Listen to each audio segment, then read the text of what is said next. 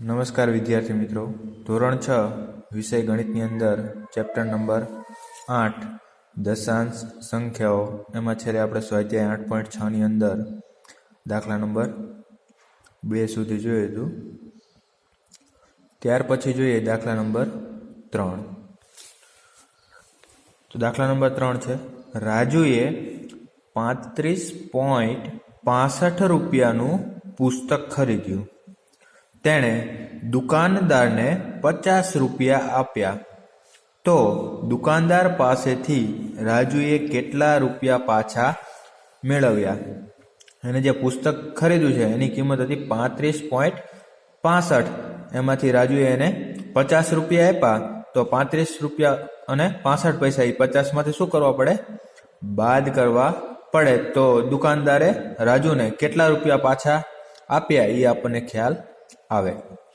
તો શું કરવું પડશે? અહીંયા બાદ બાકી, એટલે કે 50 રૂપિયા રાજુએ જે આપેલા છે એમાંથી દુકાનદારને 35.65 રૂપિયા લેવાના છે. એટલે 50 માંથી આપણે 35.65 બાદ કરશું તો રાજુને કેટલા રૂપિયા પાછા મળશે એ આપણને ખ્યાલ આવશે. તો બાદ બાકી કરીએ તો 50.00, 50 પછી પોઈન્ટ પછી કાંઈ નથી, પણ અહીંયા આપણે 35.65 છે એટલે 50 પછી આપણે શું મૂકશું?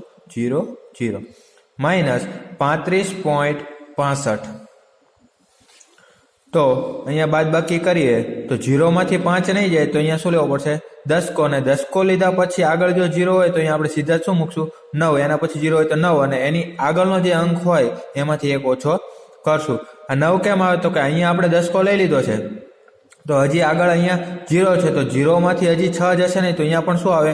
10, અને આગળ 10 લીધો હોય તો આપણે ખબર છે કે એના પછીની જે સંખ્યા હોય એમાંથી એક ઓછો કરવો પડે. તો અહીંયા 0 છે તો અહીંયા 10 લીધો તો એમાંથી એક ઓછો કરીએ તો કેટલા આવે?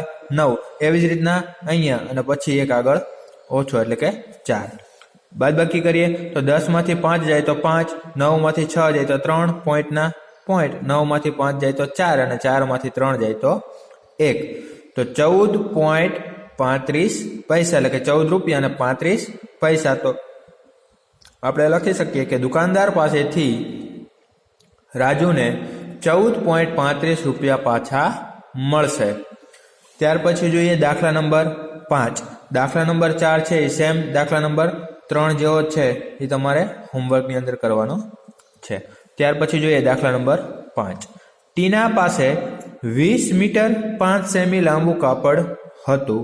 તેણે પડદા બનાવવા માટે 4 મીટર 50 સેમી લંબાઈનું કાપડ તેમાંથી કાપ્યું હતું. કેટલું? 20 મીટર 5 સેમી, એમાંથી 4 મીટર 50 સેમી એને શું કર્યું? કાપડ કાપ્યું. તો તેની પાસે કેટલું કાપડ બાકી રહ્યું? તો આમાં પણ શું કરવું પડશે?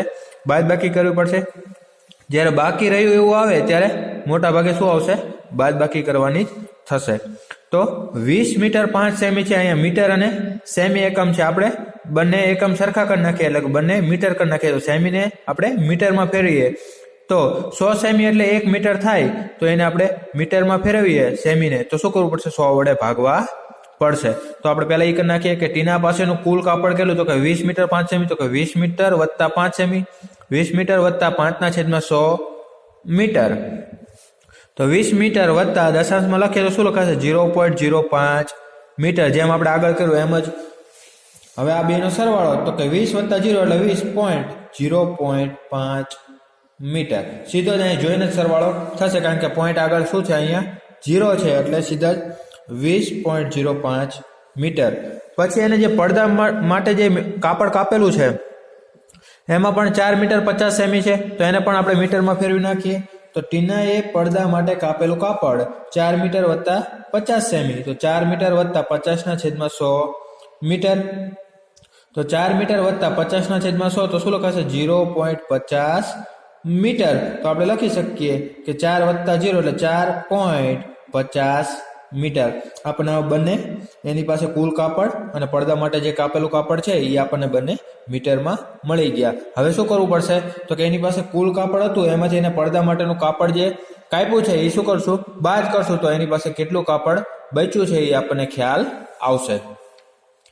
તો લખીએ કે ટીના પાસે બાકી રહેલું કાપડ. તો ટીના પાસે કેટલું કાપડ બાકી રહેશે? તો કે 20.05 કુલ કાપડ હતું, એમાંથી એને પડદા માટે 4.50 મીટર કાપ્યું. તો કેટલું વધશે? તો બાદ બાકી કરીએ તો 5 માંથી 0 જાય તો 5, અહીંયા 0 માંથી 5 નહીં જાય તો અહીંયા 10 કો આગળ હજી 0 છે એટલે 9 અને આગળ 1 ઓછો એટલે કે 2 માંથી 1 ઓછો કરીએ તો 1.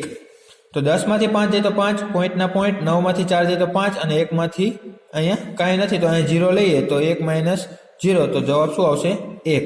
તો આનો જવાબ આવશે 15.55 મીટર. એટલે આપણે લખી શકીએ કે ટીના પાસે 15.55 મીટર કાપડ બાકી રહ્યું. ત્યાર પછી જોઈએ દાખલા નંબર 6. ઓકે, દાખલા નંબર 6.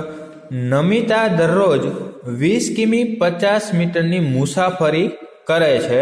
તેમાંથી તે 10 કિમી 200 મીટર અંતર બસ દ્વારા અને બાકી રહેલ અંતર રિક્ષા દ્વારા મુસાફરી કરે છે.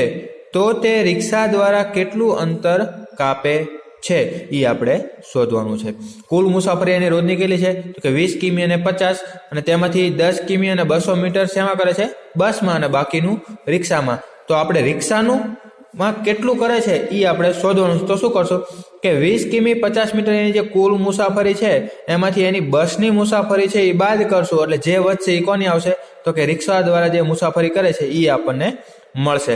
પણ અહીંયા પણ એકમો કિમી અને મીટરમાં આપેલા છે, એટલે કે કિલોમીટર અને મીટરમાં આપેલા છે, એમ અહીંયા પણ કિમી અને મીટરમાં આપેલા છે. તો એને પહેલા આપણે શું કરશું, બંને કિલોમીટરમાં ફેરવી નાખશું. તો નિમિતાએ કરેલી કુલ મુસાફરી 20 કિમી અને 50 મીટર. તો 20 કિમી વત્તા 50/1000 કિમી, એટલે કે મીટરમાંથી આપણે શેમાં ફેરવશું? કિલોમીટરમાં. એટલે મીટરમાંથી કિલોમીટરમાં ફેરવીએ તો શું કરવું પડશે? 1000 વડે ભાગવા પડશે, કારણ કે 1000 મીટર બરાબર 1 કિલોમીટર થાય. તો 20 કિમી વત્તા 50/1000 કિમી. તો 20 કિમી વત્તા 50/1000 છે એને દશાંશમાં કેવી રીતે લખતો કે 0.050 કિમી એનો સરવાળો 20 વત્તા 0 એટલે 20.050 કિમી.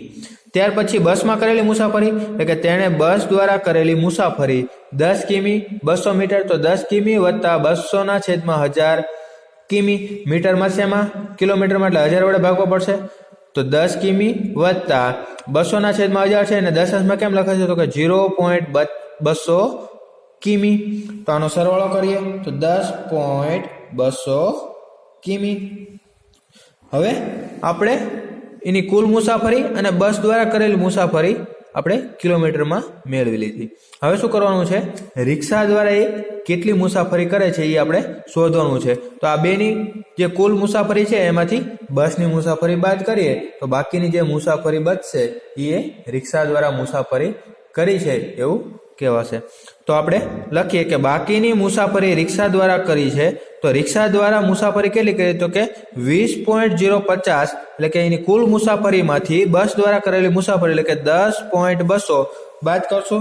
તો બાદ બાકી કરીએ 0 માંથી 0 0, 5 માંથી 0 બાદ કરીએ તો 5, અને 0 માંથી 2 નહીં જાય તો 10 કો આગળ 0 છે એટલે 9, અને 2 માંથી 1 ઓછો એટલે 1.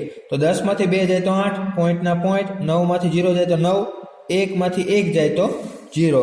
તો શું વધ્યું? 9.850. એટલે આપણે લખીએ છીએ કે આમ નમિતા રિક્ષા દ્વારા 9.850 કિમી અંતર કાપે છે. ત્યાર પછી જોઈએ દાખલા નંબર 7.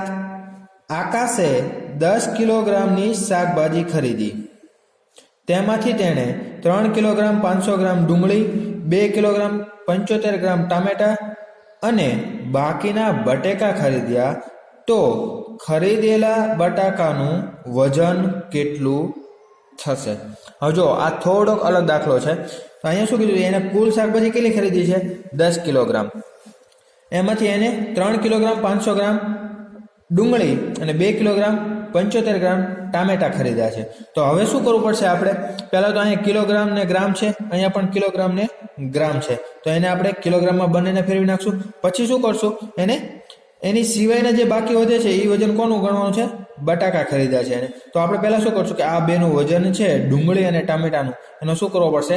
સરવાળો કરવો પડશે. અને એ સરવાળાને આપણે જે કુલ એને શાકભાજી ખરીદી છે એમાંથી બાદ કરશું ત્યારે આપણને બટાકાનું વજન ખબર પડશે.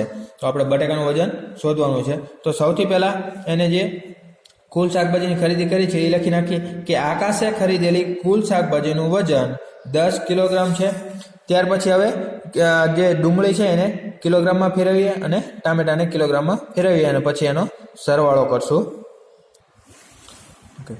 તો અહીંયા લખીએ આપણે ડુંગળીનું વજન. તો ડુંગળીનું વજન કેટલું હતું? 3 કિલોગ્રામ 500 ગ્રામ. એને આપણે ફેરવીએ કિલોગ્રામમાં. તો એને શું કરવું પડશે? 1000 વડે ભાગવા પડશે, કારણ કે 1 કિલોગ્રામ એટલે 1000 ગ્રામ થાય. તો 3 કિલોગ્રામ વત્તા 500/1000 કિલોગ્રામ. તો 3 કિલોગ્રામ વત્તા 500/1000 છે શું લખાશે? 0.500 કિલોગ્રામ.